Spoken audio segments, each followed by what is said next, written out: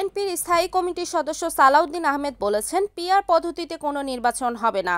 যারা পিআর দাবি করছে তারা সহ সবাইকে নিয়ে আগামী ফেব্রুয়ারিতে জাতীয় নির্বাচন অনুষ্ঠিত হবে। সে লক্ষ্যে আগামী ডিসেম্বর মাসে নির্বাচনের তফসিল ঘোষণা হবে। তিনি বলেন, দেশে নির্বাচনী মৌসুম শুরু হয়ে গেছে। সালাউদ্দিন বলেন, আওয়ামী লীগের ডিএনএতেও গণতন্ত্র নেই। রক্তস্নাত আন্দোলনে পতনের মাধ্যমে প্রমাণিত হয়েছে আওয়ামী লীগ কোনো রাজনৈতিক দল ছিল না। ফ্যাসিস্ট দল হিসেবে আওয়ামী লীগের কার্যক্রম সন্ত্রাস বিরোধী আইনের আওতায় স্থগিত করা হয়েছে।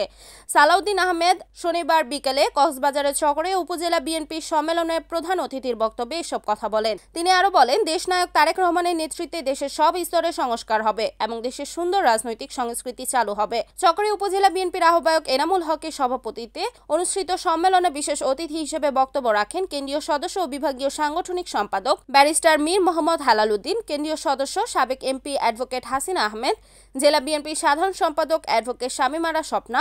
সম্মেলনের উদ্বোধন করেন কক্সবাজার জেলা বিএনপির সভাপতি সাবেক এমপি শাহজাহান চৌধুরী। এই সম্মেলন হচ্ছে গণতন্ত্রের সম্মেলন, শুধু বিএনপির সম্মেলন নয়। যে দেশে একজন শহীদ রাষ্ট্রপতি জিয়াউর রহমান আছেন স্বাধীনতার ঘোষক হিসেবে, যে দেশে একজন দেশনেত্রী বেগম খালেদা জিয়া আছে গণতন্ত্র, স্বাধীনতা এবং সার্বভৌমত্ব রক্ষার কবচ হিসেবে, যে দেশে শহীদ রাষ্ট্রপতি জিয়াউর রহমান এবং বেগম খালেদা জিয়ার সুযোগ্য উত্তরসূরি আছে, ফেসিবাদ বিরোধী গণতান্ত্রিক আন্দোলনের সংগ্রাম করতে করতে ফেসিবাদের পতন ঘটানোর জন্য জনাব তারেক রহমানের কথা বলছি। সেই দেশের গণতন্ত্র বিকশিত হবেই হবে,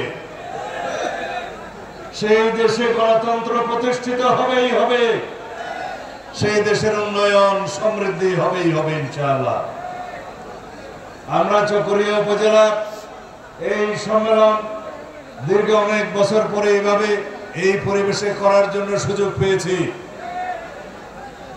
এখন বৃষ্টি ভেজা এই দিনের মধ্যেও এই সম্মেলন নজির স্থাপন করেছে বাংলাদেশের গণতন্ত্রের ইতিহাসে।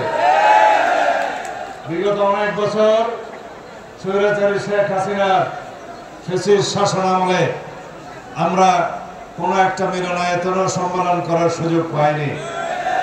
পুলিশি বাধা, বিভিন্ন রকম নিষেধাজ্ঞার কারণে, ভয় ভীতির কারণে আমরা উন্মুক্ত পরিবেশে রাজনীতি করার সুযোগ পাইনি।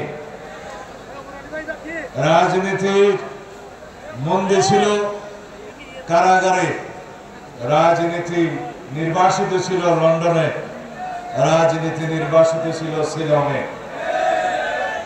এদেশের রাজনীতি নিয়ে বাংলাদেশ এবং বাংলাদেশের বাইরে সকল ছাত্র সংগঠনের মধ্যে বন্ধুত্বপূর্ণ আচরণ থাকবে, সম্পন্ন থাকবে। সকল শ্রমিক সংগঠনের মধ্যে বন্ধুত্বপূর্ণ আচরণ থাকবে, রাজনৈতিক চর্চা থাকবে, সম্পর্ক থাকবে। কোন রকমের কোন ঈর্ষা, বিদ্বেষ, সংঘর্ষ, ক্লেশ কখনো হতে পারবে না। আমাদের রাজনীতিতে আমরা বহুমতকে শ্রদ্ধা করব। আমাদের রাজনীতিতে আমরা সকল রাজনৈতিক দলের, সকল রাজনৈতিক শ্রেণীর কথা বলার অধিকারকে আমরা প্রোটেকশন দেব, সংরক্ষণ করব। তাহলেই পরে সুন্দর রাজনৈতিক চর্চা হবে। Report Riyad Uddin, NAN TV, Cox's Bazar.